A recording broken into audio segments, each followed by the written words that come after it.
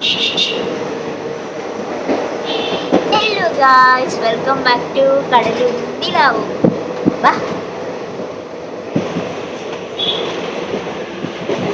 Guys, അപ്പോൾ ഇത് നമ്മളുടെ ആനിവേഴ്സറി വ്ളോഗാണ് അല്ലേ?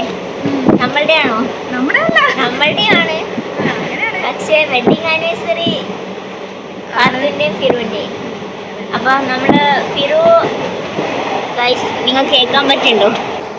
ഗൈസ്, ഫിറു കാസർഗോഡാണുള്ളത്, വർക്കിലാണ്.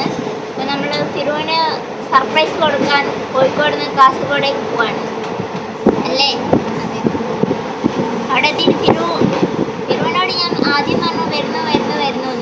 പിന്നെ ഫിറു പറഞ്ഞു എന്തിനാ കഷ്ടപ്പെട്ട് വരുന്നതെന്നൊക്കെ ചോദിച്ചപ്പോൾ ഞാൻ പറഞ്ഞു വരുന്നില്ല. അപ്പോൾ ഇപ്പോൾ ഫിറുവിന് അറിയില്ല നമ്മൾ വരുന്നുണ്ടോ എന്നുള്ളത്.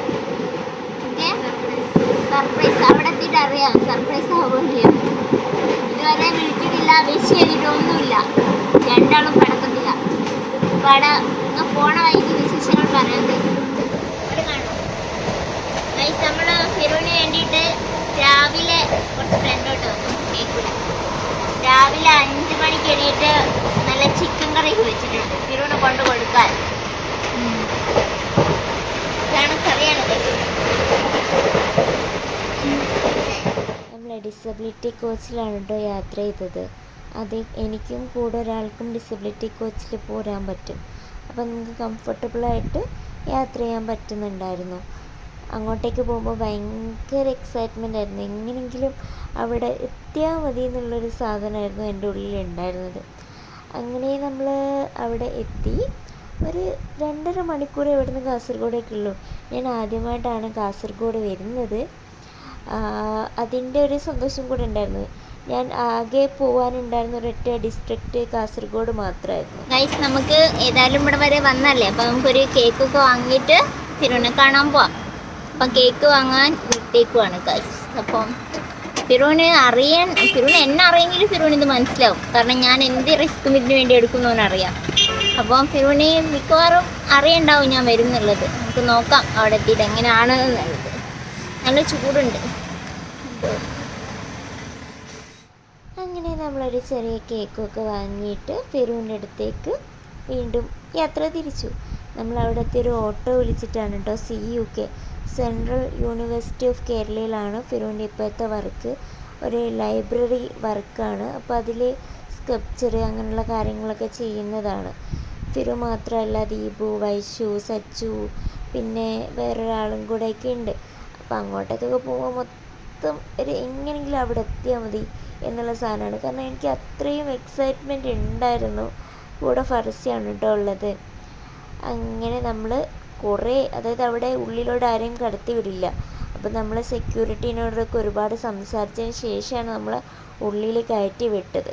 അപ്പോൾ ഞാൻ അവിടെ എത്തിയപ്പോഴത്തേന് വൈശു വന്നിട്ടാണ് എന്നെ ഇറക്കി വെച്ചതും. അങ്ങനെ നമ്മൾ ഫിറുവിനെ കാണാൻ പോവാണ്. വൈശുണ്ട് കൂടെ. അതൊക്കെ ഫിറുവിൻ്റെ കൂടെ BFA ചെയ്ത് അവൻ്റെ സീനിയേഴ്സൊക്കെ ആണെന്ന് തോന്നുന്നുണ്ട്. എനിക്ക് കറക്റ്റ് അവരെ പരിചയമില്ല. ഞാൻ അവരെയൊന്നും ശ്രദ്ധിച്ചിട്ടില്ല ആക്ച്വലി. ഞാൻ അത്രയും എക്സൈറ്റ്മെൻറ്റിലായിരുന്നു. ഈ സാറ് മുകളിലാണ് ഇരിക്കുന്നത്. എൻ്റെ ശബ്ദം കേട്ടപ്പോൾ തന്നെ അവൻ നോക്കുന്നുണ്ട് ഇതെങ്ങനെ ഇവിടെ എത്തി. പക്ഷെ അവനറിയാം കേട്ടോ ഞാൻ വരുന്നുള്ളത്. കാരണം നമ്മൾ ഒരാളുടെ കൂടെ കുറേ കാലം ജീവിക്കുമ്പോൾ അയാൾക്ക് മനസ്സിലാവും നമ്മളെന്താ ചെയ്യുക, നമ്മളെന്താ ചിന്തിക്കുക എന്നൊക്കെ ഉള്ളത്. അപ്പോൾ അവനറിയാം അവൻ്റെ കൂടെ ഈ ഒരു ദിവസം സ്പെൻഡ് ചെയ്യാൻ വേണ്ടിയിട്ട് ഞാൻ എന്ത് റിസ്ക്കും എടുക്കും എന്നുള്ളത്.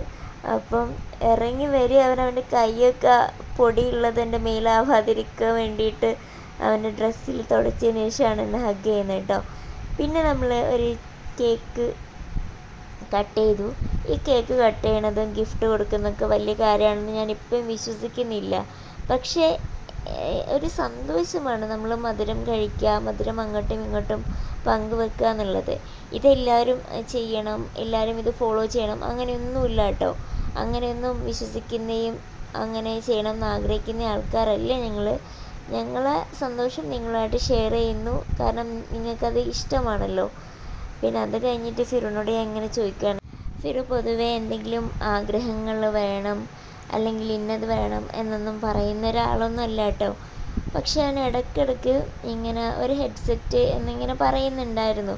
പക്ഷേ അവൻ്റെ കയ്യിൽ എന്തെങ്കിലും വർക്കിൻ്റെ പൈസ എല്ലാം വരുമ്പോൾ അത് നമ്മളുടെ കാര്യങ്ങൾക്ക് വേണ്ടി സ്പെൻഡ് ചെയ്യും. അവനത് വാങ്ങാൻ പറ്റുന്നുണ്ടായിരുന്നില്ല, അവനങ്ങനെ വാങ്ങാറുമില്ല അവന് വേണ്ടിയൊന്നും. അപ്പം ഞാനതിങ്ങനെ ഓർത്ത് വെച്ച് വാങ്ങിക്കൊടുത്താണ്. അവന് ഭയങ്കര സന്തോഷമായി.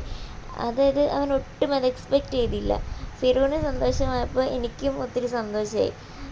നമ്മൾ ഇത് ഇത്ര വലിയ ഗിഫ്റ്റാണോ എന്ന് ചോദിച്ചാൽ അല്ല, നിങ്ങൾ വലിയ വലിയ ഗിഫ്റ്റൊക്കെ കൊടുക്കുന്നതും വാങ്ങുന്നതൊക്കെ കണ്ടിട്ടുണ്ടാവും. പക്ഷേ എന്നെ സംബന്ധിച്ചിടത്തോളം അതൊരു വലിയ സന്തോഷമാണ്. ഫിറൂക്ക് ഇത് വലിയൊരു സന്തോഷമാണ്.